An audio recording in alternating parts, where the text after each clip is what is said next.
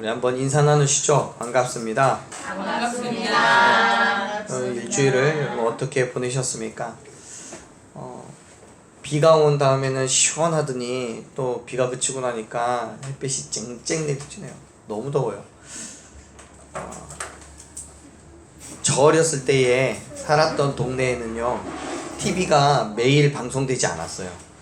뭐 여러분들이 또 그러셨겠죠. 오전에 한 12시, 1시까지 방송하고 중간에 한번 쉬죠. 쉬고 오후에 한 3시, 4시 정도에 다시 시작하고 그랬어요. 하루 종일 방송하던 때에는 저희 동네 기준으로 토요일과 주일밖에 없었습니다. 근데 토요일과 주일날은 매일 하루 종일을 방송했었어요.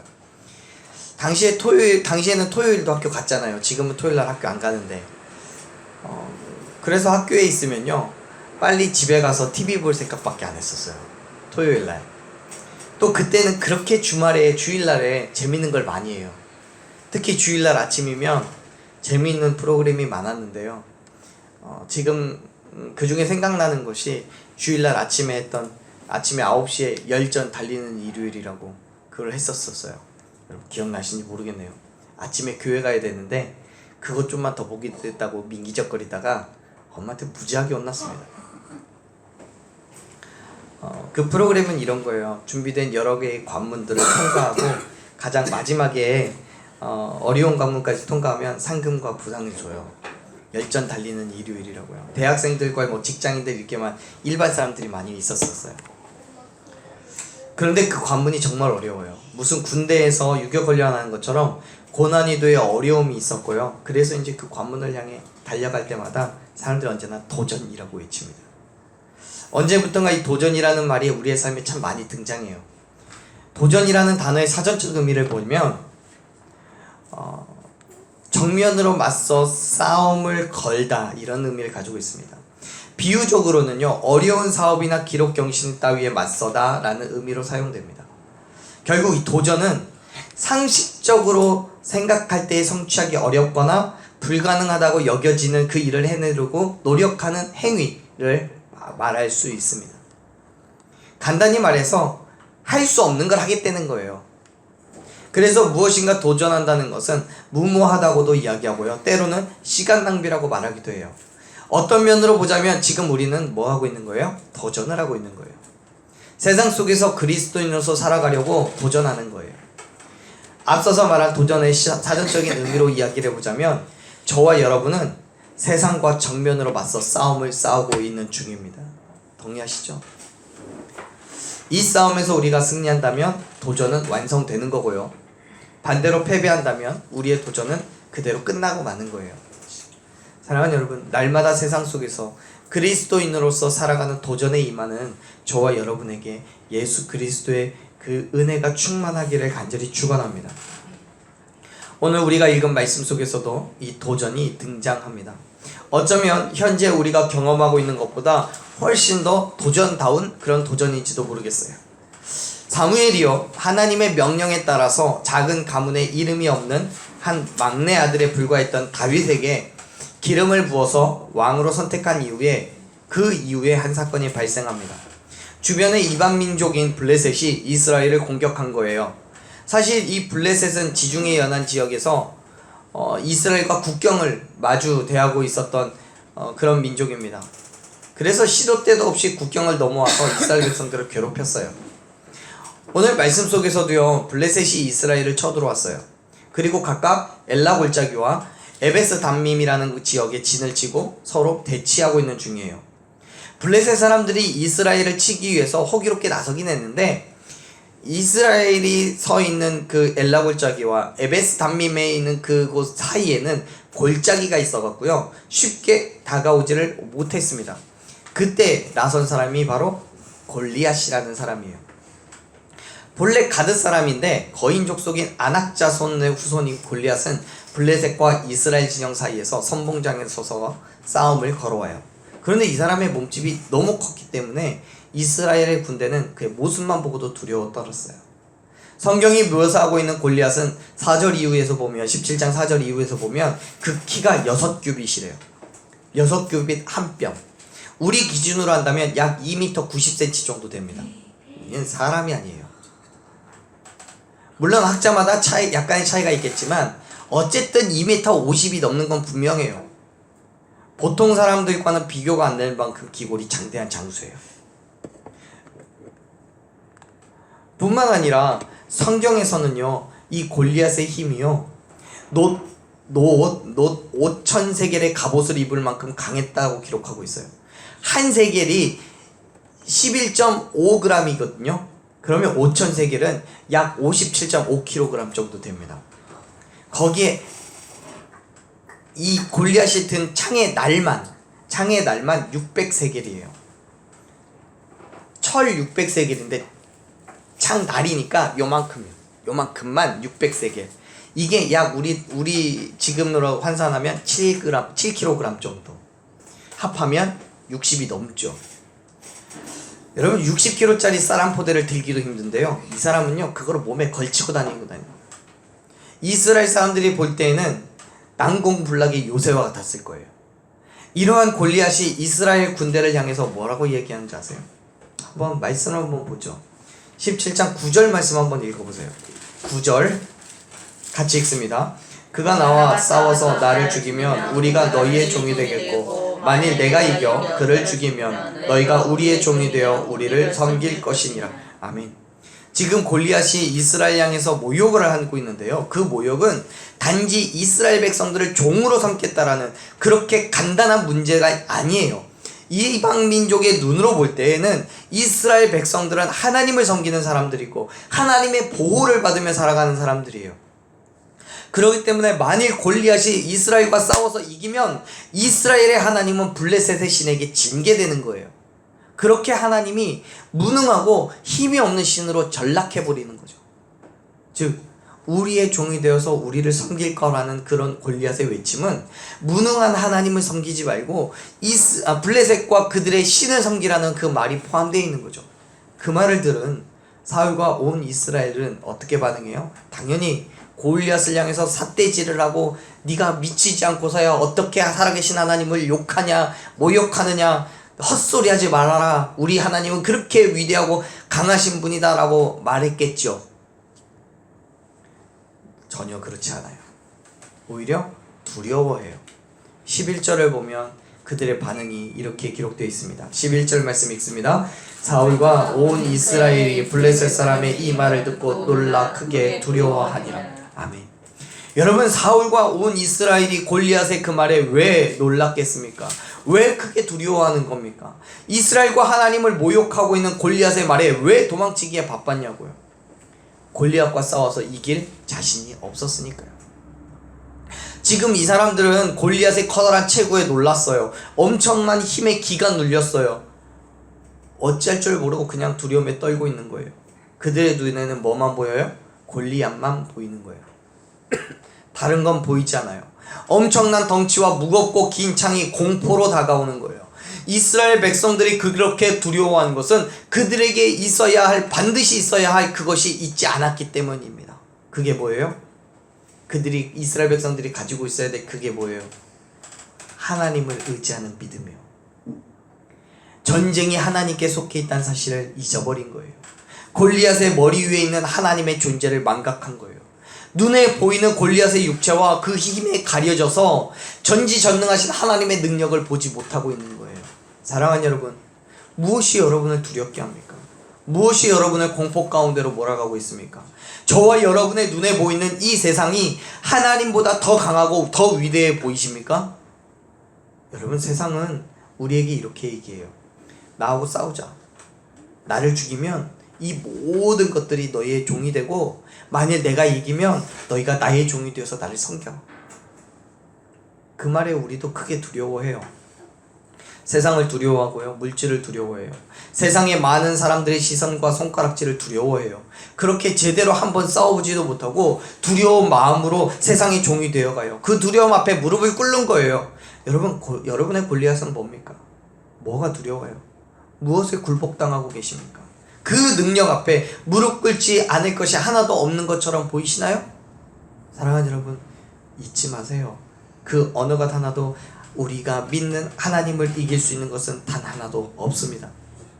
모든 전쟁이 하나님께 속해 있음을 믿으시길 바랍니다. 하나님의 도우심을 의지하고 나아갈 때 저와 여러분은 그 어떤 것도 능히 이길 수 있을 줄로 믿습니다. 그런데 너무나 애석하게도 사울과 이스라엘 백성들은 하나님을 의지하는 것을 잊어버렸기 때문에 골리앗이 두려운 거예요. 하나님의 능력을 의심하기 때문에 눈에 보이는 골리앗의 칼과 방패가 더 강력해 보이는 거예요. 사랑하는 여러분, 하나님을 의지하세요. 하나님의 능력을 의지하십시오. 하나님께서는 모든 시험 속에서 피할 길을 주십니다. 하나님께서는 사자의 굴에서도 구원하시는 분이십니다. 하나님께서는 죽은 자도 살리시는 분이심을 믿으시길 바랍니다. 그렇기 때문에 하나님을 의지할 때 저와 여러분은 반드시 이 세상을 이길 수 있습니다. 아멘. 세상과 싸우는데 세상의 것들을 의지한다는 것은 본질적으로 틀린 거예요. 보세요. 사울과 모든 이스라엘 사람들이요 그렇게 골리앗으로 인해서 두려워하고 있을 때 그곳에 나타난 사람이 있었어요. 누구예요? 다윗이요. 다윗은 전쟁터에 있는 형들의 안부를 궁금해하는 아버지 이새의 부탁으로 형들을 찾아서 이스라엘 진영으로 왔어요. 그때 마침 또 골리앗이 말하는 거예요. 9절처럼 우리가 읽었던 9절의 말씀처럼 똑같이 얘기하는 거예요. 골리앗의 외침을 들은 사울과 모든 이스라엘 사람들이 또 두려워서 도망을 쳐요. 그런데요, 같은 말을 들은 다윗은 오히려 그 말에 분노해요. 그리고 인간적인 두려움에 빠져있는 사람들에게 분명하게 이야기하죠. 저 사람이 도대체 누구길래 살아계시는 하나님의 군대를 모욕하느냐고요. 그는 사람을 향한 모욕이 아니라 하나님을 향한 조롱과 멸시이기 때문에 다윗이 분노하고 있는 거예요. 다윗에게는 분명한 확신이 있었습니다. 가장 먼저 하나님께서 살아계신다는 확신이 있었고요. 또한 이스라엘 군대가 사람의 군대가 아니라 사울을 위한 군대가 아니라 하나님의 군대라는 분명한 확신이 있었습니다. 그러한 확신이 있었기 때문에 사람들 앞에서 하나님을 모욕하는 골리앗을 향해서 다윗은 분노하고 있는 거예요. 여러분도 다윗처럼 확신하고 계시죠? 우리가 믿는 하나님이 살아계심을 확신하시죠? 우리가 이 땅에 살아가지만 하나님의 군대라는 사실을 여러분 또한 확신하시길 바랍니다. 저와 여러분이 하나님의 자녀인 것을 확신하십시오. 그렇다면 하나님을 모욕하는 골리앗을 향해서 분노하셔야 돼요. 우리를 조롱하고 멸시하는 세상을 향해 분노해야 돼요. 물론 그 분노로 세상을 향해서 총과 칼을 같은 무기로 전쟁을 하자는 거 아니에요. 오히려 세상을 향해 하나님의 자녀임을 선포하고 세상의 방법대로 세상의 요구대로 살아가지 않는 그 결단이 있어야 된다는 거예요. 그리스도인들을 향해서 세상의 가치를 요구할 때 담대하게 맞서서 싸울 수 있는 그 분노가 있어야 되는 거예요. 세상의 어둠의 권세와 하나님을 향한 조롱에 대해서 거룩한 분노를 발하여서 세상에 기죽지 않고 타협하지도 않는 온전한 그리스도인의 삶을 살아가는 저와 여러분이 되길 간절히 축원합니다. 다윗은 그러한 분노로 골리앗과의 결전을 준비하고 있는 거예요. 다윗이 골리앗 앞에 나아가는 것을 알게 된 사울은 다윗을 불러서 그가 가진 모든 것을 줘요. 말씀 읽어볼까요? 38절 39절 같이 읽습니다. 이에 사울이 자기 군복을 다윗에게 입히고 놋 투구를 그의 머리에 씌우고 또 그에게 갑옷을 입히매 다윗이 칼을 군복 위에 차고는 익숙하지 못함으로 시험적으로 걸어보다가 사울에게 말하되 익숙하지 못하니 이것을 입고 가지 못하겠나이다 하고 곧 벗고. 여러분, 다윗은 애초부터 물맷돌 하나만 들고 가려고 했던 게 아니에요. 그가 처음에 골리앗과 싸움을 생각하면서 그도 무기를 필요로 했을 거예요. 그래서 사울이 준 군복과 갑옷을 입었어요. 그런데 어떻게 해요? 거추장스러워서 다 벗어버려요. 다니기가 어려운 거예요. 사랑하는 여러분, 우리가 싸우는 싸움은 세상의 악한 세력과의 싸움이에요. 그런데 세상의 것들을 가지고 싸워요? 아니요. 우리가 싸울 때는 우리에게 주어진 무기는 하나님께서 주신 것으로 싸워야 이길 수 있음을 믿으시길 바랍니다. 그래요. 세상과 싸우는데 세상의 것들은 본질적으로 사용할 수 없어요. 물론 세상의 것들을 하나님께서 주신다면 그것으로 싸울 수 있어요. 그것이 아주 작은 것 하나라도 하나님께서 주신 거라면 거대한 세상과 싸워서 이길 수 있음을 믿으시길 바랍니다. 반대로 아무리 크고 훌륭한 것이라고 할지라도 하나님께서 허락하시지 않은 세상의 것들이라면 결코 그것이 우리를 지키고 보호할 수 없음을 또한 여러분 믿으시길 바랍니다. 말씀에서는 이야기하죠. 다윗은 한 손에 막대기를 들고 또 한 손에 물매를 들고 시내에서 돌 5개를 골라 주머니에 넣고 골리앗을 향해 가요. 아주 작고 미흡한 거죠. 반면에 골리앗은 어때요? 자신의 몸을 다 감쌀 만큼 커다란 방패를 든 사람을 앞세워요. 다윗 앞에 섰어요. 골리앗이 볼 때에는 조그맣고 예쁘장하게 생긴 애가 고작 돌을 몇 개 집어들고 싸우겠다고 나온 모습을 보고 정말 콧방귀를 뀌는 거죠. 43절을 보면 골리앗이 다윗에게 이렇게 얘기를 해요. 43절 한번 읽어보죠. 블레셋 사람이 다윗에게 이르되 내가 나를 개로 여기고 막대기를 가지고 내게 나와왔느냐 하고 그의 신들의 이름으로 다윗을 저주하고. 골리앗은요 다윗을 저주해요. 어떻게 해요? 그가 믿는 신들의 이름으로요. 이게 무슨 말이에요? 지금 이 싸움은 골리앗과 다윗의 싸움이 아니에요. 블레셋과 이스라엘의 싸움도 아니에요. 블레셋의 신과 이스라엘의 하나님의 싸움이라는 거예요. 사랑하는 여러분, 이 세상에서 우리가 그리스도인으로서 살아가는 건 세상과 저 김민성과의 싸움이 아니에요. 세상과 더 바른 교회의 싸움이 아니에요. 이 싸움은 세상의 어둠의 권세자들과 하나님과의 싸움임을 믿으시길 바랍니다. 그렇기 때문에 우리가 분노하고 담대하게 싸워서 이겨야 되는 거예요.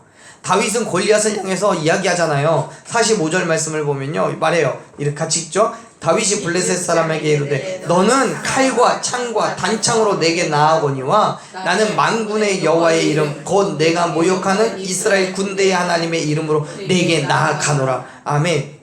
골리앗은요 자기 친보다 훨씬 작은 다윗을 상대하면서도 칼과 창과 단창을 가지고 나아갔어요. 뿐만 아니라 자신의 몸을 다 가릴 수 있는 방패를 가진 사람도 그 앞에 서 있어요. 그에 비해서 다윗은 물매와 막대기와 돌 5개 들고 나가는 거예요. 얼마나 빈약해요. 제대로 덤비긴 하겠어요? 생각해보면 이 싸움은 싸우나 마나한 싸움인 거죠. 그 크고 힘센 골리앗이 작고 연약한 다윗과의 싸움을 위해서 자신이 가지고 있는 모든 것을 무기로 들고 나왔을 뿐만 아니라 커다란 방패로 자기의 몸을 감싸고 있는 것에 반해서 다윗은 어줍지 않은 물매만 가지고 나왔으니까 골리앗의 입장에서 얼마나 가소롭겠냐고요. 소년인 다윗을 상대하면서도 최선을 다하고 있는 골리앗이에요. 다룰 수 있는 모든 무기를 다 갖고 나왔어요. 온몸을 방어하는 방패도 있어요. 그런데요 다윗은 아주 건방진 모습으로 나왔어요. 골리앗의 칼을 막을 방패도 갑옷도 없어요. 그의 손에 들려진 것은 물매와 작은 막대기 하나뿐이에요. 하지만 사랑하는 여러분, 그러한 다윗이 의지하고 있는 건 따로 있죠.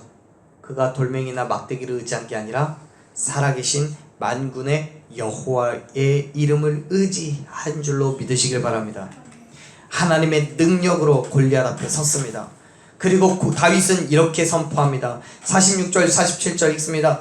오늘 여호와께서 너를 내 손에 넘기시리니 내가 너를 쳐서 내 목을 베고 블레셋 군대의 시체를 오늘 공중에 세워 땅의 들짐승에게 주어 온 땅으로 이스라엘의 하나님이 계신 줄 알게 하겠고 또 여호와의 구원하심이 칼과 창에 있지 아니함을 이 무리에게 알게 하리라. 전쟁은 여호와께 속한 것인즉 그가 너희를 우리 손에 넘기시리라. 아멘. 사랑하는 여러분, 하나님을 의지하는 다윗은 세상의 것들을 의지하지 않아요. 하나님의 이름을 의지하고 나아가서 그 커다란 장수 골리앗과 담대하게 맞서 싸우는 거예요. 다윗에게 사울이 자신의 갑옷과 칼을 주었지만 그건 오히려 다윗을 힘들게 할 뿐이었어요. 그래서 다윗은 모든 것을 다 버려요. 그리고 골리앗 앞에 나아가요. 야, 내 힘이 아니라 내가 가지고 있는 것이 아니라 하나님께서 너를 죽이실 거야. 그래요. 사랑하는 여러분, 우리의 힘으로는 결코 세상과 싸워 이길 수 없어요. 아무리 좋은 갑옷과 날이 선 칼을 가진다 할지라도 근본적으로 우리가 하나님을 의지하지 않으면 그 갑옷과 칼은 우리의 방해만 될 뿐이에요. 그렇다고 다윗이 투구를 벗고 칼을 풀고 갑옷을 던져버린 그 일이 쉬운 게 아니에요. 세상의 전문적인 지식을 벗어던지고 세상의 도움을 거절하고 오직 하나님만 의지하는 게 미련해 보일 수도 있어요. 그런데요, 무릎을 꿇고 시내에서 골리앗과 맞서 싸울 돌멩이 5개를 신중하게 고르고 있는 다윗의 모습을 한번 상상해 보세요. 그 순간 다윗이 무슨 생각을 했겠습니까? 자기의 기술만 의지해요? 아니면 돌멩이의 매끄러움을 생각했습니까? 다윗은 돌멩이 5개를 하나하나 고르는 그 순간에 하나님의 도우심을 의지한 줄로 믿으시길 바랍니다. 작은 돌멩이 하나에 간절한 기도 하나를 하나님께 드리고 있는 거예요. 사랑하는 여러분, 세상과 싸우러 나가는 그 절대절명의 순간에 여러분 무엇을 의지하십니까? 몸에 맞지 않는 투구와 갑옷을 의지하십니까? 아니면 들기에도 벅찬 칼을 의지하십니까? 여러분이 들어야 할 돌멩이 5개는 뭡니까? 하나님께서 여러분의 어떤 것에 역사하고 계십니까? 우리가 가진 건 그냥 도구일 뿐이에요. 여러분, 우리가 의지할 거는 내 손에 들려진 도구가 아니라 하나님의 도우심을 의지해야 되는 줄로 믿으시길 바랍니다. 내 앞에 서서 나를 대신하여 싸우시는 하나님의 손길을 의지해야 됩니다. 주님이 나와 함께 하신다면 작은 돌멩이 하나를 사용하여서 세상을 무너뜨릴 수 있는 거예요. 내 손에 들려진 도구를 의지하지 마세요. 하나님을 의지하세요. 하나님을 의지한 다윗은 돌멩이가 아니라 그보다 더 못한 다른 것이 손에 있어도 골리앗을 쓰러뜨릴 수 있었을 거예요. 왜요? 골리앗을 쓰러뜨린 거는 작은 돌멩이가 아니라 그 돌멩이를 쏘아 올린 물매가 아니라 또한 그 물매를 돌린 다윗도 아니라 다윗과 함께 하시는 하나님이시기 때문입니다. 사랑하는 여러분, 하나님을 의지하세요. 하나님의 도우심을 간구하십시오. 우리가 만나는 수많은 골리앗과의 싸움에서 이길 수 있는 방법은 그것밖에 없습니다. 끊임없이 기도하고 끊임없이 말씀을 묵상하고 하나님께서 하실 일들을 기대하는 그 믿음을 가지고 담대하게 나아갈 때에 저와 여러분은 분명히 골리앗을 이길 수 있을 줄로 믿습니다. 더 나아가 다윗의 행함은 자기의 영광을 위한 게 아니었어요. 자기의 이름을 사울의 머리에 각인시키기 위해서 골리앗과 싸운 게 아니에요. 우리가 읽었던 46절 47절 말씀을 보면 다윗이 뭐라고 고백해요? 온 땅으로 이스라엘의 하나님이 계신 줄을 알게 하겠다고요. 여호와의 구원하심이 창과 칼에 있지 않냐함을 이 무리들에게 알게 하겠다고 얘기해요. 여기서 말하는 이 무리들이 누구예요? 블레셋이 아니에요. 골리앗과 싸움에서 도망치고 있는 사울과 이스라엘 백성들을 이야기하는 거예요. 다윗은 지금 이 싸움을 통해서 바라고 원하는 게 있는 거죠. 그게 뭐냐면 온 땅에 하나님이 지금도 살아계심을 선포하는 일이에요. 왜요? 지금 그가 보고 있는 블레셋과 이스라엘은 마치 하나님이 존재하지 않는 것처럼 보였기 때문에요. 이스라엘은 거대한 골리앗의 위험에 가려져서 하나님이 보이지 않았기 때문에 도망을 치고 있는 거예요. 블레셋이 이긴 것처럼 보여서 마치 하나님은 죽어버린 못난 신처럼 보였어요. 그래서 다윗은 온 땅에 하나님이 살아 역사하고 계심을 선포하고 이스라엘 백성들에게는 다시금 하나님을 의지할 용기와 힘을 주기를 원하고 있는 거예요. 뿐만 아니라 하나님을 모욕하는 이들에게 오히려 하나님의 능력을 보여줌으로써 두려움과 경외를 갖게 하기를 원하고 있는 거죠. 사랑하는 여러분, 싸움은 칼과 창과 방패에 있는 게 아닙니다. 하나님의 구원이 칼과 창에 있는 것이 아닙니다. 다윗이 골리앗 앞에 들고 나간 것은 칼과 창이 아니라 돌멩이 5개예요. 그것으로 다윗은 전쟁을 승리로 이끌었어요. 그건 다윗의 힘이 아니라 다윗과 함께하고 계시는 여호와 하나님의 구원의 능력임을 믿으시길 바랍니다. 사랑하는 여러분, 여러분이 이 땅에 살아가면서 무엇을 증거하고 계십니까? 하나님을 알지 못한 사람들, 또 세상의 두려움에 빠져있는, 그래서 하나님을 의지하지 못한 사람들에게 뭘 선포하고 계십니까? 전 소원합니다. 저와 여러분이 이 땅에 하나님이 살아계심을, 그리고 지금도 역사하고 계심을 선포하는 그러한 그리스도인이 되기를 간절히 소망합니다. 그 일을 위해서 이 세상을 향해 담대히 나아가는 저와 여러분이 되기를 간절히 축원합니다. 다윗이요, 골리앗을 향해서 하나님의 이름으로 나아가요. 그때 골리앗이 어떻게 반응하는지 아세요? 골리앗을 향해서 다윗이 나아가고 있을 때 골리앗은 이렇게 반응합니다. 48절 말씀 한번 읽어보죠. 48절, 블레셋 사람이 일어나 다윗에게로 마주 가까이 올 때에 다윗이 블레셋 사람을 향하여 빨리 달리며, 골리앗이요, 자기에게 달려오고 있는 다윗을 향해서 가만히 있으면서 노려보고만 있는 게 아니에요. 일어나더니 다윗을 향해서 마주 가요. 다윗을 향해 다가가고 있는 거예요. 그 말이 무슨 뜻이에요? 가만히 서서 방어만 하고 있었던 게 아니라는 거예요. 다윗을 향해서 적극적으로 공격을 시작했다는 거예요. 왜요? 골리앗은 우습거든요. 조그만 게 달려오는 게 같지 않거든요. 그래서 한 방에 끝내려고 그러는 거예요. 여러분, 세상은요, 우리가 싸우겠다고 달려들면 무서워서 움츠러들지 않아요. 오히려 우리를 마주대하고 달려들어요. 왜요? 우리의 힘이 아주 작거든요. 그래서 우리를 한 방에 보내려고 덤비는 거예요. 그러면 우리는 어떻게 해요? 깜짝 놀라서 이게 아닌데? 그러면서 뒤로 몸을 사려요? 사랑하는 여러분, 움츠러들지 마세요. 다윗이 지금 어떻게 하고 있습니까? 48절을 보면 다윗에게 가까이 다가오고 있는 골리앗을 향해서 어떻게 한대요? 빨리 달려가요. 움츠러드는 게 아니에요. 골리앗을 향해서 오히려 빨리 달려가고 있어요. 두려워하지 않아요. 어쩌면 한 방에 골리앗의 이마를 맞추지 못할지도 몰라요. 하나님께서 한 발로 끝내게 하실지 아니면 두 발, 세 발, 아니면 이 5개를 다 쓰게 될지 몰라요. 그럼에도 불구하고 다윗은 하나님께서 반드시 선하게 역사하실 줄로 믿으면서 달려가는 거예요. 두려워하지 않아요. 멈추지도 않아요. 피하지도 않고요. 꾀를 부리지도 않아요. 사랑하는 여러분, 비록 골리앗은 거대하고 큰 힘을 가지고 있지만, 그래서 많은 사람들이 이 골리앗을 이기려면 커다란 칼과 긴 창과 같은 많은 물질과 큰 권력을 가져야 된다고 말하지만, 저와 여러분에게 있어서 정말 필요한 건 많은 물질이나 커다란 권력이 아닙니다. 높은 명예가 아니에요. 정말 우리에게 필요한 건 하나님 한 분뿐임을 믿으시길 바랍니다.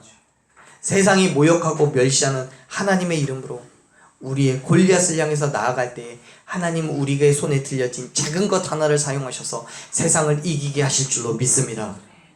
그것이 저와 여러분의 믿음이에요. 그 믿음이 도전인 거예요. 사랑하는 여러분, 비록 아주 작고 작은 돌멩이 하나를 든 어린 소년이지만 이 소년이 거대한 골리앗과 싸워서 이겼을 때 어떤 일이 벌어집니까? 51절부터 53절까지 말씀을 보면 골리앗을 이기고 죽여 머리를 잘라낸 다윗을 보고 이스라엘 백성들은 이렇게 합니다. 한번 읽어보죠. 51절부터 53절까지 읽습니다. 다윗이 달려가서 블레셋 사람을 밟고 그의 칼을 그 칼 집에서 빼내어 그 칼로 그를 죽이고 그의 머리를 베니 블레셋 사람들이 자기 용사의 죽음을 보고 도망하는지라. 이스라엘과 유다 사람들이 일어나서 소리 지르며 블레셋 사람들을 쫓아 가이와 에그론 성문까지 이르렀고, 블레셋 사람들의 부상자들은 사헤락임 가는 길에서부터 가드와 에그론까지 엎드러졌더라. 이스라엘 자손이 블레셋 사람들을 쫓다가 돌아와서 그들의 진영을 노략하였고. 사랑하는 여러분, 세상이 볼 때는 아주 작고 연약한 교회예요. 그 안에서 정말 힘이 없는 나예요. 그러나 내가 예수 그리스도의 이름으로 세상과 싸워서 이겼을 때에 세상은 도망치고 모든 그리스도인들이 일어나 세상을 쫓고 짓밟아 무너뜨리게 될 줄로 믿습니다. 많은 사람, 커다란 교회가 필요한 게 아니에요. 나 하나부터 그 시작이 되어야 되는 거예요. 그렇잖아요. 우리의 육체가요, 이렇게 커다랗지만 아주 작고 우리의 눈엔 보이지도 않는 현미경을 써야 겨우 보일 만한 그런 작은 암세포 하나가 우리를 죽일 수도 있는 거잖아요. 마찬가지로 세상이 우리를 볼 때에는 아주 작은 교회이지만 이 교회가 하나님의 온전한 발음으로 서 있을 때, 그 발음을 향해 따라갈 때 저와 여러분이, 그리고 이 교회로 하여금 커다란 이 세상이 하나님의 공의 앞에 무너지게 될 줄로 믿습니다. 사랑하는 여러분, 저와 여러분은 지금도 세상을 향한 도전을 외치며 살아가요. 왜요? 세상을 이기고 승리하는 것은 나 하나, 내 힘과 내 능력으로는 불가능한 것이기 때문에요. 그러나 하나님을 의지할 때 그 불가능한 도전이 승리하게 될 줄로 믿습니다. 그렇기 때문에 덤벼드는 세상에 도전하십시오. 하나님을 의지하세요. 하나님께서 역사하실 때 저와 여러분이 세상을 능히 이길 수 있을 줄로 믿습니다. 아멘. 세상에 어떤 어려움과 고난이 있어도요, 온전히 하나님을 의지할 때 작은 돌 하나로 거대한 골리앗을 이긴 다윗처럼 부족하고 연약한 저와 여러분을 사용해서 거대한 세상을 이기고 승리하게 해주실 줄로 믿습니다. 그렇게 저와 여러분이 각자의 삶에서 작은 다윗과 같이 하나님의 영광을 드러내며 하나님의 발음으로 살아가기를 간절히 축원합니다.